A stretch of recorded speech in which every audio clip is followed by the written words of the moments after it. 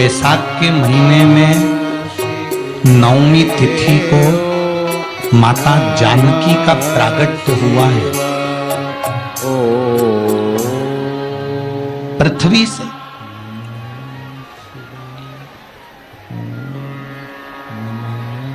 कभी एक विचार करिएगा कि नरसिंह अवतार बैसाख के महीने में हुआ, कुर्मा अवतार बैसाख के महीने में हुआ, हयग्रीव अवतार बैसाख के महीने में हुआ, परशुराम अवतार बैसाख के महीने में हुआ, माता जानकी का अवतार बैसाख के महीने में हुआ। आखिर बैसाख के महीने में, माधव महीने में इतनी महत्ता क्यों?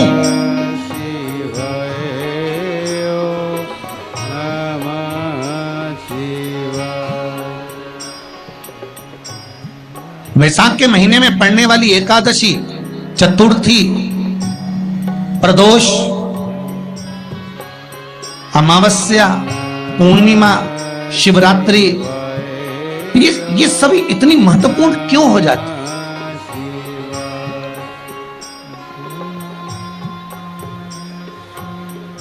इसकी महत्वता इतनी प्रबल क्यों हो जाती है? किस लिए?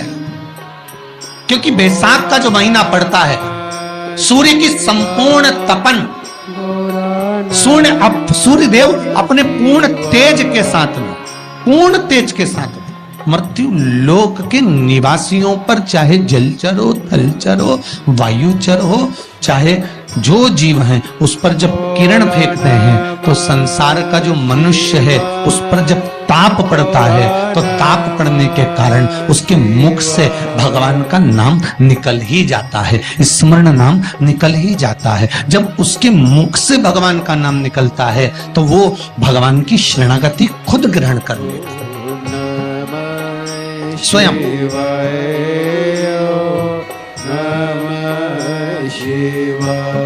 शरणागति ग्रहण कर लेना। बैसाख की पोथी पढ़ते हो आप लोग? आप में से अगर कोई पढ़ता हो बैसाख महीने की पोथी, तो उसमें एक वर्णन आता है,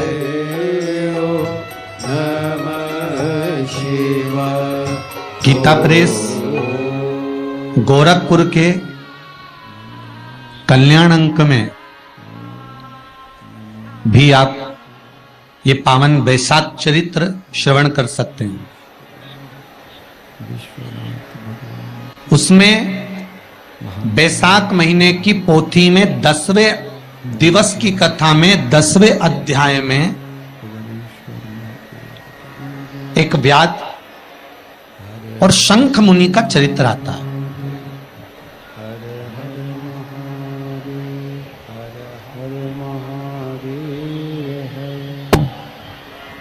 शंख मुनि एक बार निकलकर भगवान शंकर के मंदिर में जल समर्पित करने के लिए जा रहे थे और शिव मंदिर की ओर जाते बीच मार्ग में चलते और वो शंख मुनि जब शिव के मंदिर में पहुंचे, शंकर भगवान के मंदिर में जाकर उन्हें दर्शन किया, महापुराण की कथा, जल का पात्र उठाया विश्व के कल्याण, और वो जल का पात्र उठाकर भगवान शिव को समर्पित कर रहे थे। तो उसी समय जल का पात्र उठाकर जब शंकर भगवान को समर्पित करा गया और शंख मुनि निकलकर जब बाहर आ रहे थे, आते आते शंख मुनि के मन में एक भाव उत्पन्न हो गया कि जब हम भगवान शिव को कुछ वस्तु समर्पित करते हैं तो उसका फल, उसका पुण्य फल हमें कितने समय में प्राप्त होता है। ये शंख मुनि के मन में एक विचार जागृत हो गया, शंख मुनि के मन में एक भाव जागृत हो गया। साधु, सन्यासी, तपस्वी, साधक, कई माताएं पशुपति व्रत करती हैं, साधना करते रहे। कई ऐसी माताएं हैं जिन्होंने 2-3 बार पशुपति व्रत कर लिए होंगे, दूसरे को बताया, उसने व्रत करा, उसका हो गया, उसको फायदा भी मिल गया, और ये 3 कर ली, उसके बाद भी कुछ ना कुछ रह गया। तो इसके मन में आया कि बताओ, मैं भी व्रत कर रही हूँ, ये भी व्रत कर रहा है, ये भी व्रत को सुन कर रहा है, मैं भी व्रत कर रही हूँ, आखिर बात समझ में नहीं आती। उसको लाभ मिल गया, मुझे लाभ नहीं मिला। गोरखपुर का उसको लाभ की अनुभूति होगी, मुझे लाभ की अनुभूति नहीं हुई। कल्याण तो जिसको संपूर्ण कभी विचार करना कि विश्व में तुमने उसको पशुपति व्रत बताया, उसने व्रत किया और बड़े दिल से करा, बड़े बड़े दिल से करा, तुम्हारे बताए अनुसार करा। धरा और मतलब तुम्हारी बात पर कितना विश्वास होगा उसको, धरा के तुम्हारी बात पर कितना भरोसा होगा उसको। रहस्य और तुम्हारे बताए अनुसार उसने पशुपति व्रत कर लिया और उसका काम हो गया। तुम 2 बार 3 बार 4 बार 5 बार कर चुकी तो भी नहीं हुआ, उसका कारण क्या हो सकता है?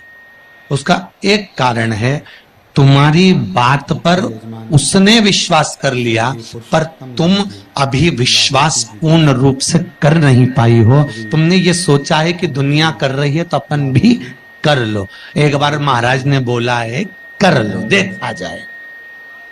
पर तुम्हारे बात में वो जागृतता तुम्हारे पास में वो जागृतता, तुम्हारे पास में वो बल, तुम्हारे पास में वो वेग, तुम्हारे पास में वो बल प्राप्त नहीं, एक बार यजमान परिवार के लिए जो वो विश्वास जागृत नहीं। यदि तुम्हारे पास वो विश्वास जागृत हो जाता, पावन वो बल जागृत हो जाता, लाभ आपको तो तुमने जब पशुपति व्रत करा उसका फल तुमको मिल जाता। अगर विश्वास जागृत होता तो फल मिल जाता। आपको और तेरी विश्वास जागृत होने पर फल की अनुभूति है। किस किस के घर में तुलसी का पौधा है? सबके यहाँ है, रख लो।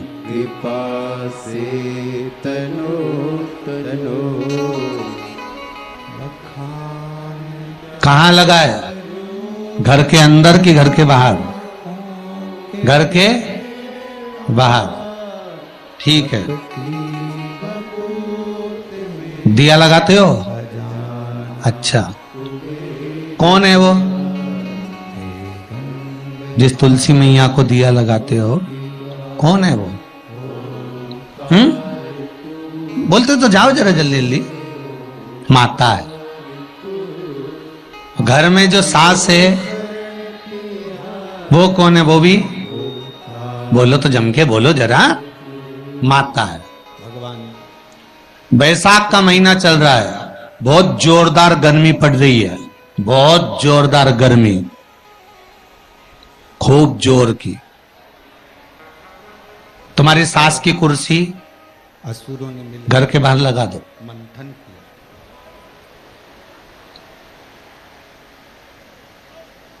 कितने घंटे बैठ सकती है वो? और बोलो जरा, जम के बोलते जाओ। यहां विश्वास की कथा चल रही है, भाव और श्रद्धा की कथा चल रही है।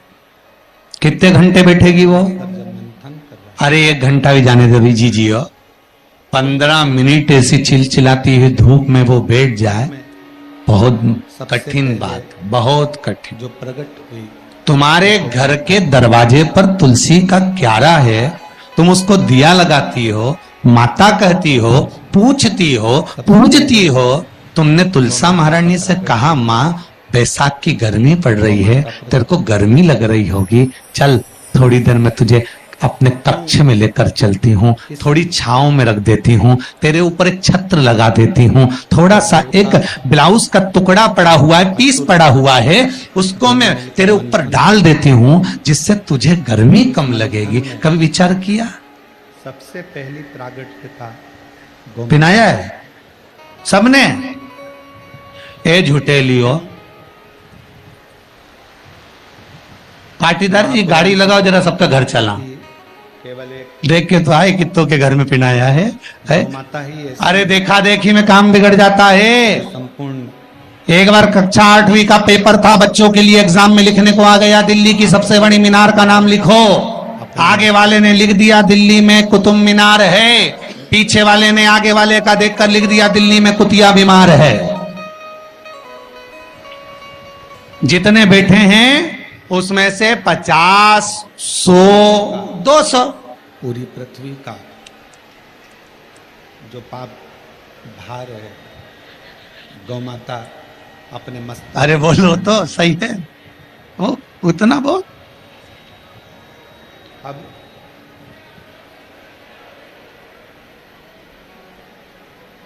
पांच गौ माता मंथन में प्रकट हुई। ये तो आपकी चित्तवृत्ति में आपको थोड़ा सा वो कहते हैं ना, एक पत्नी अपने पति के पांव छूती है, एक पत्नी अपने पति को प्रणाम करती है, और बाकी की जितनियों से पूछा गया क्या सब पांव छूती है? हाँ, तुरंत तैयार। चौथे नंबर पर सुशीला, अरे गुरु जी आओ, पर बहुला। ये तो उसी में कहा लोग है ना, वो एक आप लोग गाते हैं ना वो देवी जी की आरती, पांच माता पिता का है इस जग में जिन्होंने बड़ा ही सुंदर नाता, के लिए उसी में का हाल है पति पत्नी का है इस जग में बड़ा ही सुंदर नाता। उनका बैठी बैठी पत्नी खाती, पति कमा कमा मर जाता। जब हमारे घर में पहले नंबर की रोटी गौ माता की बनती, सारी तनख्वाह निपटाने वाली, और गौ माता की रोटी बनने बच्चों के नाम पर आइसक्रीम खुद खा जाने वाली। विचार करे सबका। एक प्रश्न खड़ा हो जाता है कई लोगों अब को, सोचे कि एक उठाया सब ले, हाँ हमने भी डाल रखा है। अरे थोड़ा सा दिल में, हृदय में, चित्त में, मन में भाव लेकर जा, बस थोड़ा सा भी लाए ना, उतने में तो कल्याण हो गया। जैसे पत्र में किसी ने लिखा कि बच्चे शिव मंदिर में जाते हैं, नंदी महाराज के कानों में कुछ कहते हैं, उसको कहना नहीं आता, तो उत्तरी भाषा से, दिल से, हृदय से, चित्त से, मन से जो कहा भगवान ने उसको स्वीकार कर लिया। अब कहे तो है ना दिल से। शिव मंदिर में जाना, एक लोटा पानी चढ़ाना, शंकर को यदि एक चावल का दाना चढ़ाया, एक मूंग का दाना चढ़ाया, या एक फूल की पत्ती को भी समर्पित करा, तो शिव ने उसको स्वीकार करा। आज की कथा इन लोगों शंकर भगवान पर एक बेलपत्र चढ़ाई, शिव ने उसको स्वीकार करा। भर लेने दो, आप लोग शांत रहकर कथा। अब देव तो शंकर,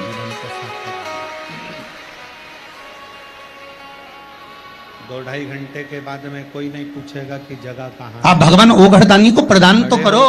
तो खड़े खड़े सुन लो, बैठ शंकर भगवान पर चढ़ी हुई एक बेलपत्री का मोल तत्व संसार का मनुष्य जिस दिन समझ गया, उस दिन उसको डॉक्टर के पास जाने की जरूरत ही नहीं पड़ेगी। केवल एक बेलपत्र का अगर उसने शंकर भगवान पर चढ़ी हुई एक बेलपत्र के मोल तत्व को अगर वो समझ गया, तो भगवान शंकर की भक्ति को अगर वो समझ गया, महामृत्युंजय मंत्र को अगर समझ गया, श्री शिवाय भगवान नमस्तुभ्यम मंत्र को समझ गया, पंचाक्षर मंत्र नमः शिवाय को समझ गया, षडाक्षर मंत्र ओम नमः शिवाय को अगर वो समझ गया, तो उसको फिर डॉक्टर के पास जाने की जरूरत नहीं पड़ेगी। उसकी भक्ति का बल इतना बढ़ जाएगा, श्रद्धा का बल इतना बढ़ जाएगा कि उसको कहीं जाना ही नहीं पड़ेगा। कुछ कहना चाहते हो? भगवान ब्रह्मा, देव जरा माई, भगवान विष्णु दोनों ही पर्वत को घुमा, और कॉर्डलेस दिया संजय ब्रह्मदेव के लिए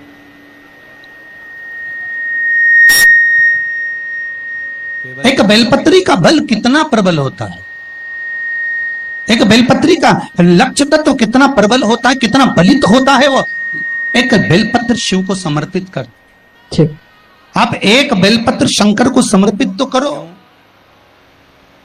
क्योंकि ब्रह्मा जी के मन में एक संशय, जिस बेलपत्र को आप ये वृक्ष पे से तोड़कर ब्रह्मांड या बाजार में से 5 रुपए की खरीद कर ये लेकर शंकर भगवान को चढ़ा देते हो, शिव जी के पास जो पहुंच गई, ब्रह्मांड की रचना में कर भी सकते, जो अर्पण कर दिया जाता है, इसका भगवान को दे दिया जाता है, वही तो प्रसाद बन जाता है। अरे बोलो जम के। जो शिव जी को दे दिया जाता है, अर्पण कर दिया जाता है, या राम जी को दे दिया जाए, या कृष्ण भगवान को दे दिया जाए, या देवी देवताओं को दे दिया जाए, जो भी हम भगवान को अर्पण करते हैं वो प्रसाद बनता है कि नहीं बनता? मैं स्वयं बन सकता हूँ। अरे बोलो जम के, बनता है ना प्रसाद। तो राम जी को तुमने लड्डू का भोग लगाया तो वो प्रसाद बन गया, और इस उसको तुम लोगों ने खाया कि नहीं खाया? अरे बोलो जम के, खाया। हनुमान जी के मंदिर में ले जाके नरियल फोड़ा, वो प्रसाद बन गया। वो की चिटक निकाल निकाल के तुमने खाई कि नहीं खाई? खाई ना। देवी जी के मंदिर में गए, पूड़ी और हलवे का भोग लगाया, वो प्रसाद बना कि नहीं बना? अब शंकर भगवान को कोई तुम रोज तो चूरमा नहीं लगाओगे, शंकर भगवान को रोज तो तुम लड्डू लेकर नहीं जाओगे, शंकर भगवान को रोज तो तुम मिश्री लेकर नहीं जाओगे, तो शंकर भगवान के लिए रोज क्या लेकर जाते हो? बेलपत्र। अगर शिव जी को तुमने जो बेलपत्र चढ़ाया तो वो प्रसाद बना कि नहीं बना? बन गया ना। अब प्रसाद बन गया तो उस बेलपत्र को उठाकर लाकर खाना और खाकर अपनी औषधि के रूप में उसको स्वीकार करना, उसके बाद इस शरीर में चाहे शुगर हो, चाहे बीपी हो, चाहे ब्लड प्रेशर किसी भी रूप में हो, चाहे किडनी लीवर कुछ भी डैमेज हो रहा हो, डायलिसिस चल रहा हो, अब एक बार बाबा को चढ़ाकर उससे विनती कर कर तो लाओ कि हे शंभु, ये तेरे बल पर लेकर जा रहा हूं। मैंने सुना है तुझ पर जो चढ़ता है वो प्रसाद बन जाता है, और ये त्रिगुणाकार बेलपत्र को मैं लेकर जा रहा हूं, मैं खाऊं और बाबा इतनी कृपा कर देना कि ये औषधि का काम कर दे और मेरी बीमारियां समाप्त कर दे। ये शिव से कब।